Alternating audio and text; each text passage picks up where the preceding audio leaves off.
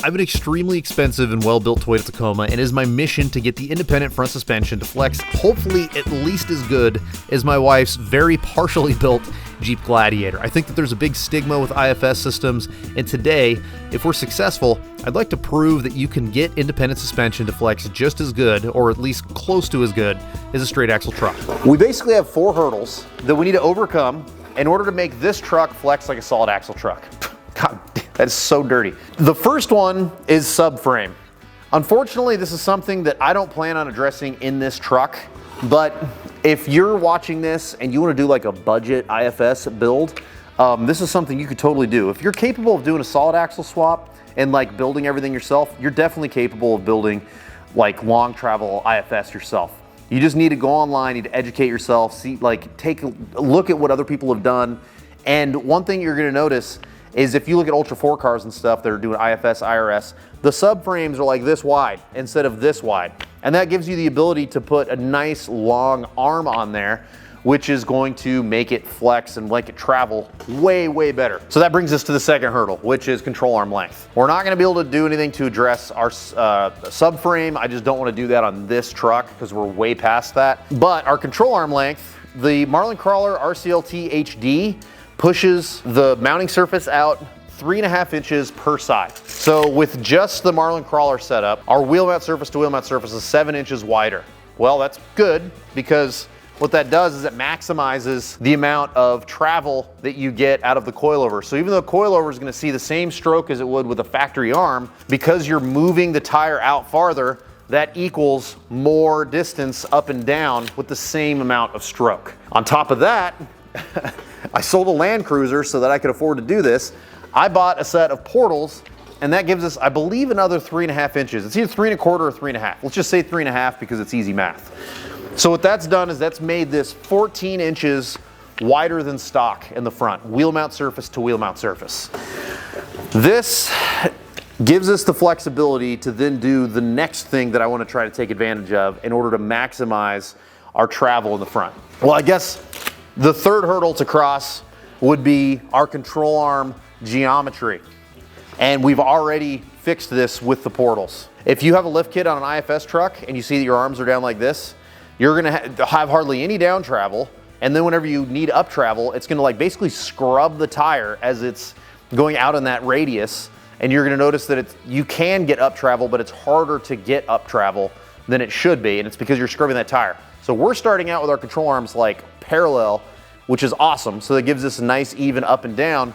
But what I want to do is cross this fourth hurdle, which is maximizing the coilover space that we have to give us more down and more up travel. The first thing we need to do is establish clearance, and not just clearance for the tire, but clearance for our upper control arm, because right now our upper control arm almost hits this apron. So I found an aftermarket kit online somewhere last year, and we're finally getting around to installing this. And this is gonna open up not just room for our tire, like I'm saying, it's opening up room for this upper control arm to now travel a few inches higher than it currently is with the stock apron.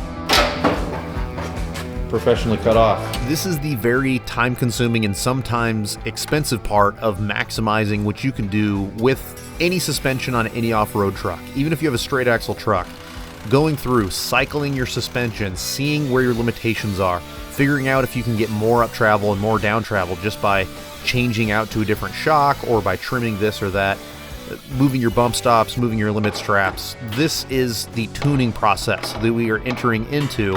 And like I said at the beginning of the video, the goal is to tune this in a way that we can at least keep up flex-wise with my wife's Gladiator. This is a big moment because we are going to see what is possible. How much wheel travel is actually going to be possible out of this. So with no strut in here, we're just gonna go down to where something starts binding, whether it's CV or steering or whatever, and then we're gonna jack it all the way up and do the same thing. I think our steering is gonna bind before the CV, because I've already been able to spin the CV and it feels okay. That spins free. It feels like it tightens up a little right there, which is interesting. And I think that's just on the brake side of things. Might be rotor, yeah. Yeah, because we'd feel it like trying to hard lock if it was maxing out. Oh, wow. Steering goes down lower than I thought. Look at that. Yeah. Well, drop it down. Let's see how much farther it goes. What else? There's nothing else that's going to catch. Just CV. Still feels good. It's quite an angle. Stop. Oh, I felt it start to bind right there. That's too much. Yeah, go back up. Let's see.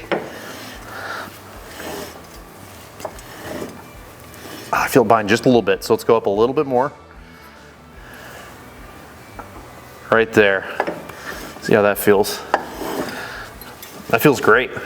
Yeah. That's a lot of droop. And then we're not maxing our steering out, so, and because of the joints on the RCLT, we're sitting pretty. Okay, so let's see what our full extended measurement would be if we integrated something into the existing dimensions. We're looking at 24 inches of droop. Can you hold it there? Kinda. Okay. I can. Yep. Okay, there we go. All right, let's go higher. As the song says. Can you take me higher? We get higher? Why would it be? Oh, we're hitting our bump stop. Of course. Yep. Of course we are. Well, I guess before we can get the next measurement, I got to cut the bump stop out.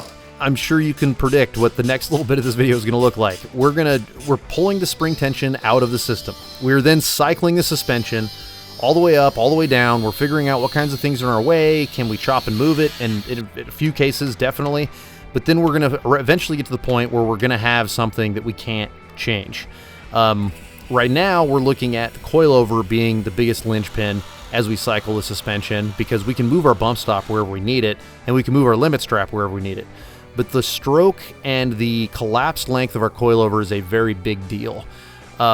Luckily, after digging through my barn, I did find some coilovers that were for another project that we didn't use, and they just so happen to be the exact dimensions that we need. It's very, very lucky. So instead of having to measure all this and order parts, I'm able to work with something that I have, and we'll see if it'll maximize what we need.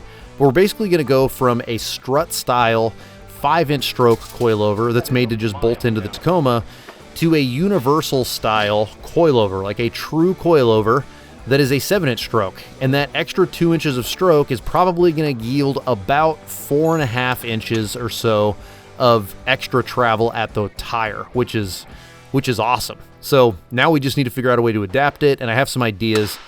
We just really need to start cutting things out, gluing it together, and seeing what is going to work with this new setup.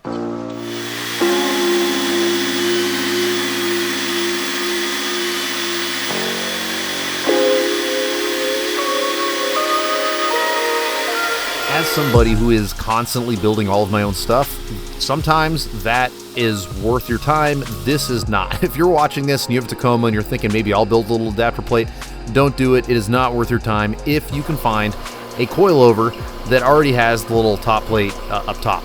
Because I'm going this route because I've already got this shock that is the right dimension for what I need, and so I'm going to adapt it to my project. But I hear through the grapevine that Fox makes a bolt-in front coilover that is an 8-inch stroke that bolts right into this front system. And actually, this dovetails really nicely in today's sponsor, which is Onyx Off-Road. If you do buy from a company like Fox, like Method Race Wheels, Barnes 4-wheel drive, Marlin Crawler, 74 weld, then I highly recommend getting the Elite membership because it will save you a ton of money on your next project. And on top of that, you get the best software, in my opinion, in the industry when it comes to finding places to go wheeling or finding places to go camping.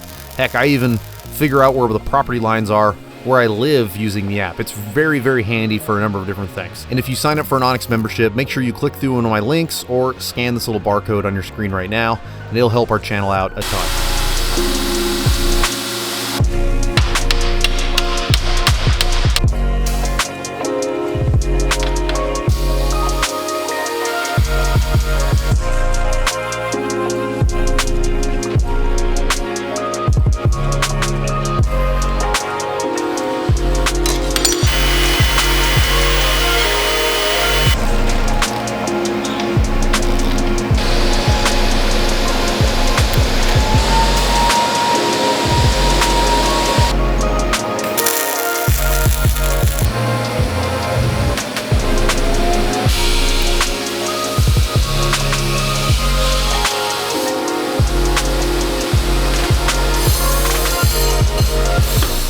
Update me, Nick.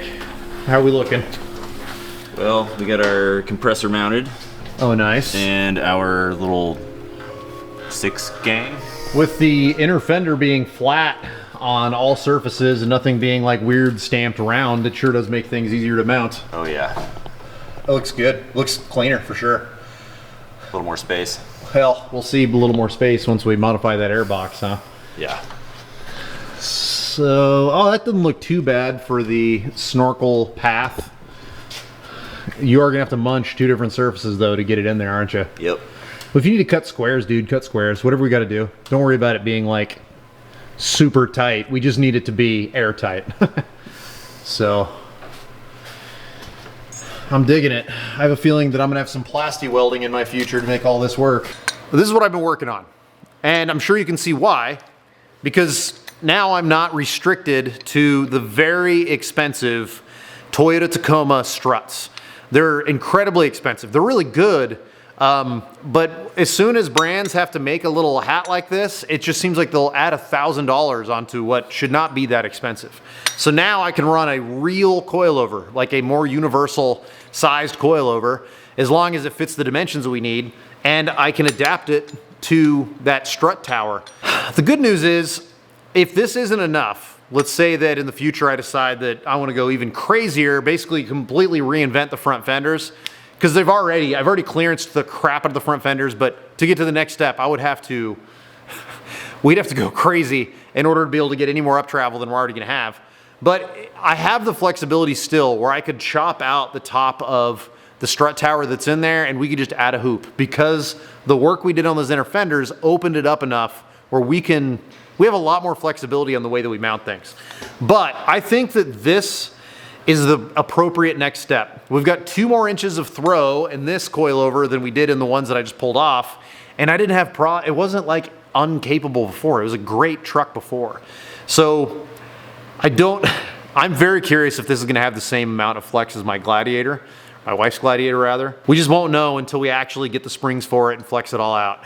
I might build an RTI ramp because I'd like to not just see wheel travel numbers, but it would be really cool to see an actual flex score.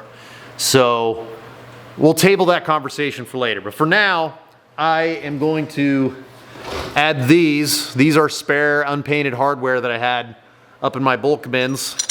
And they spent their life for sure bolting a ring gear to a locker.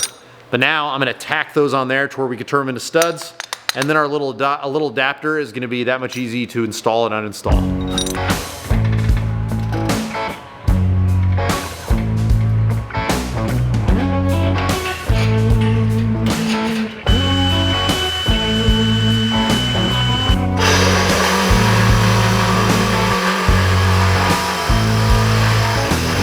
After getting the coilover mounted to my little strut tower adapter, and mounting it and cycling the suspension, I realized that this first iteration of this adapter was not going to work. And it sucks. This took way too long for me to go through multiple iterations and figure out something that worked.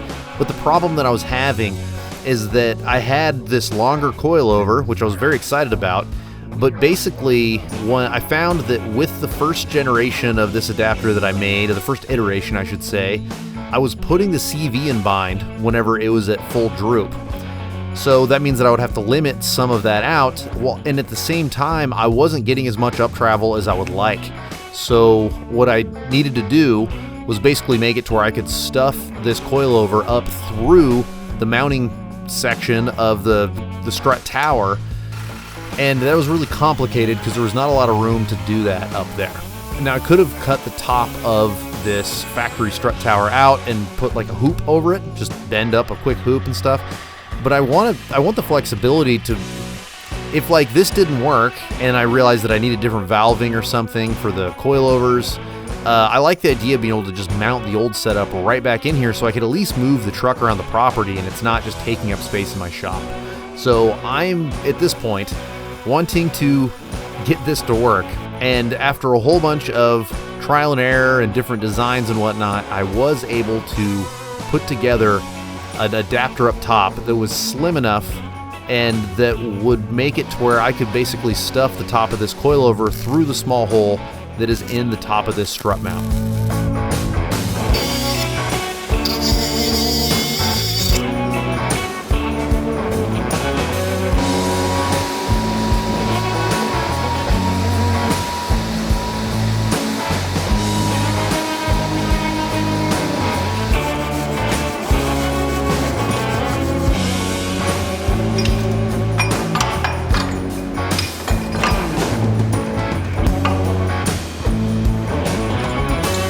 This was brutal to build for some reason. This is like iteration number 4 of this little plate that I made.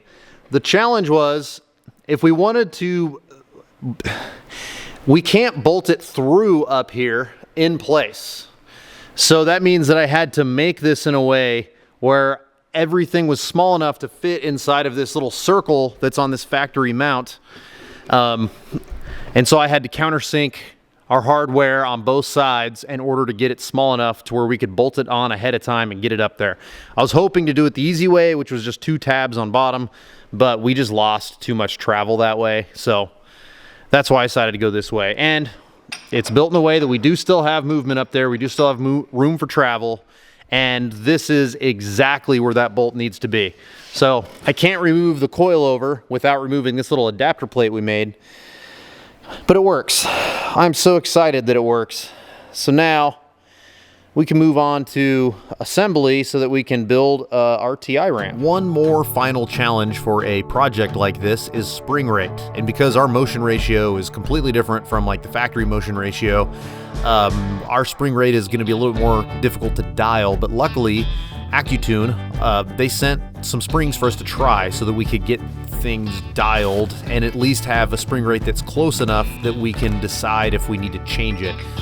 So what ended up working the best was 600-pound spring rate with about 1.5 inches of preload, and this thing drives like a completely different truck. It's obvious that the springs that I had set up there before just were not, it was not quite enough spring rate, and that's because we changed our motion ratio so much by widening it 7 inches over stock and then widening it another 7 inches, making it 14 inches wider than stock.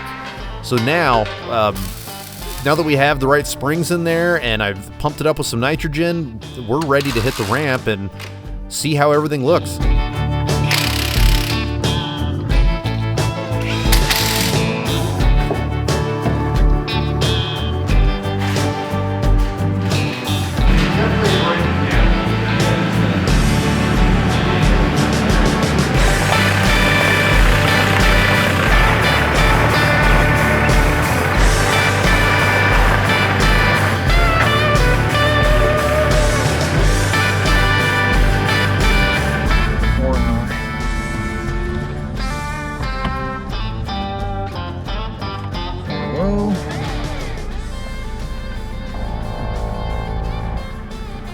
Rear locker at least. Probably need front locker.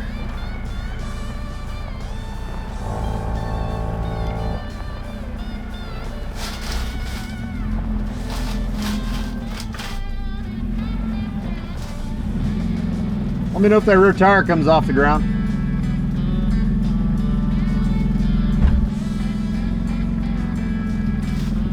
Yeah. It's off? Yeah, right there. Right there? Let's go see.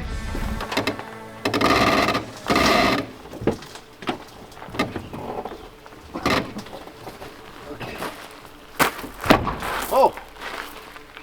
Let's see, did we hit bump? Oh yeah, we're right on bump right now. Sweet.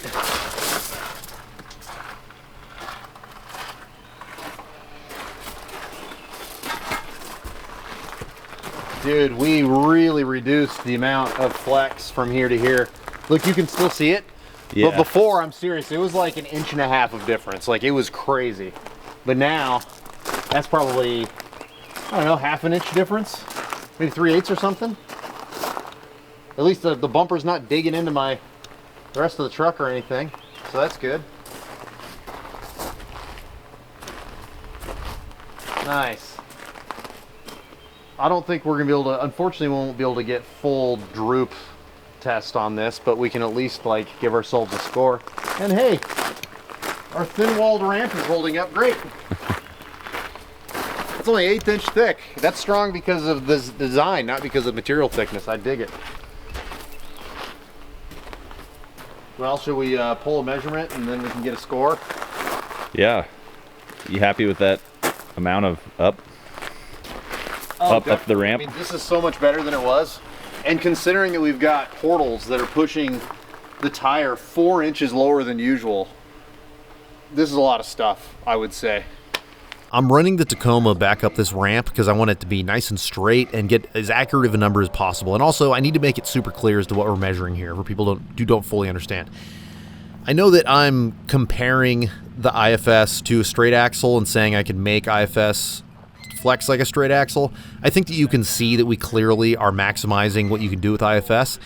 But unfortunately, the RTI measurement that we're going to compare here is just the truck overall. In order for me to get like wheel travel numbers, I'd have to disassemble some stuff on the Gladiator, and I don't have time or the want to do that. The numbers just aren't that important to me. But now that we have an RTI ramp, we can at least flex the Tacoma versus the Gladiator and have them be in the same realm. Whereas before, there's just no way. Like a stock Gladiator way outflexes a stock Tacoma, and a Gladiator with a 4-inch lift way outflexes a Tacoma with a 4-inch lift. So now, because of all the work we've done on the front end, we can at least compare the two and just see, is the Tacoma even in the same ballpark? I think it's going to be. And then just for fun, we're going to throw the Samurai in there because I also want to drive the point home that even though I'm showing that you can do a lot with IFS to make it flex as good as a straight axle truck, and I think that the Gladiator suspension is a good, just well-rounded, middle-of-the-road comparison, if you really want to flex a straight axle truck like to its maximum potential, you're not going to get IFS to flex like this. Tire lifting? Ramp's lifting. You got to tell me when the tire comes up. Okay. It's still touching, but you're losing traction. I don't have lockers.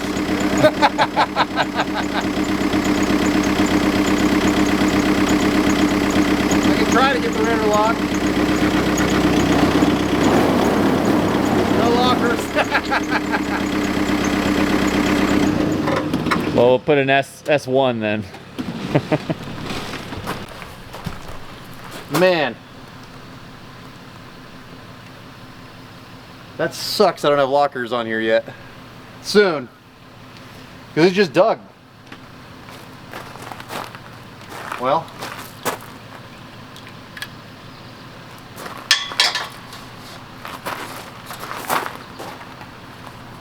This will be our first run on the Samurai. I think with the lockers we can get all the way up. I am what the kids call a show-off. I'm clearly just showing off here with the Samurai, and it's an opportunity to start it after many months of sitting in a barn. And believe it or not, again, just showing off here. This front end is not fully compressed. It is not fully drooped. The rear end is not fully drooped. It is fully compressed though. These Snow 46s are hitting the body, but with my with the 43s that I use for rocks, it wouldn't be fully compressed. So there's still more to give in this truck. And I felt like it would be fun to throw like the best flexing rig that I have on the ramp and just see, like, did we even make enough ramp for it? Anyway, back to the task at hand, and that is actually comparing the real data between the IFS truck versus the straight axle truck. While I was busy doing some editing and stuff, Nick calculated out the numbers real quick. It is a little bit more complicated with a 30-degree ramp. Typically they're 20, but because I didn't want a 20-foot-long ramp to be able to use my Samurai, we made it stubby and 30 degrees. So what is the RTI score for the Gladiator? The Gladiator came in at 866. 866, which I'd say is pretty good based on the other scores that I've seen over the years. What is it for the Tacoma? The Tacoma came in at 946. I had a feeling, because I could see how far the Gladiator made it up. It wasn't as far as the Tacoma, and the Gladiator is longer. So the RTI score accounts for wheelbase in the calculation. So if you made it up the same distance with like a CJ5 versus a Gladiator, the CJ5 flexes more, it's going to have a higher score. Now, the Samurai. Yeah, the Zook score is 1370. 1370 with no lockers. I think once we get lockers, I have a feeling we're gonna make it all the way to the top, but we'll see on the next Samurai video. There is way more to performance than flex, and I do wanna talk about that too. Flexing a lot is very nice, but there are other metrics that are very important, like ground clearance, like gearing, weight allocation, horsepower, all these other things. So it's fun to compare the flex, and I mean, the real secret of the Tacoma, as far as performance-wise, is the fact that we still get all the performance of independent front suspension. Whenever you do flex independent front suspension, the tire stays way flatter on whatever surface it is that you're driving on, whereas with a straight axle, it tilts and it'll just like lean into the corners of the tire. So there's some other hidden advantages. All's that to say, it's like your bench press. It's nice that you can bench press a lot, but does that make you a good athlete? No, but it is one component that could predict somebody to be a good athlete in something. So I just think it's very important for context to address that flex is not everything. A lot of people do talk about flex. It is very important, but like I said, there are other things that all need to converge together to make a solid build. And what I'm trying to do with this Tacoma is to get all of those different parts of the recipe just right so that we can maximize what we can do with this truck. We haven't even maximized what we can do with the rear suspension yet, and then that'll make the RTI number get even better, which will just make it flex better. But again, that's one component, considering that we've already maximized our clearance, we're maximizing our gearing, we're maximizing all these other things. To be able to maximize our flex too is just going to make this thing even more of a monster. There is one final point that I need to make with IFS versus straight axle, and I think that IFS is worth building, and especially if you're a skilled fabricator, you can make the cost a little bit closer to straight axle performance, but especially when you're comparing something to the Jeep Gladiator, it is probably 10 times less money to build Jeep Gladiator straight axle than it is to build any like really high performing independent front suspension, because the Gladiator comes with a factory front locker. It comes with, we still have the stock steering on this thing. There's so many things that these modern trucks come with. You really just need a decent lift kit. We didn't even trim fenders. So when you compare IFS trucks and all the shortcomings and pitfalls that you have to overcome to make them awesome like this, you need to factor in the fact that it costs like 10 times more money, and there's a reason that it took me like 4 or 5 years to fully build out this independent front suspension, and that's because it costs a small fortune to do. But if you're someone like me who is trying to build literally the ultimate truck, not just ultimate like we say on YouTube about everything being ultimate, but literally like the ultimate version of whatever it is that you have, you can't beat the performance of a very, very high quality IFS system. It's just going to cost you an absolute arm and a leg. Anyway, thanks for watching the video, and we'll see you on the next one.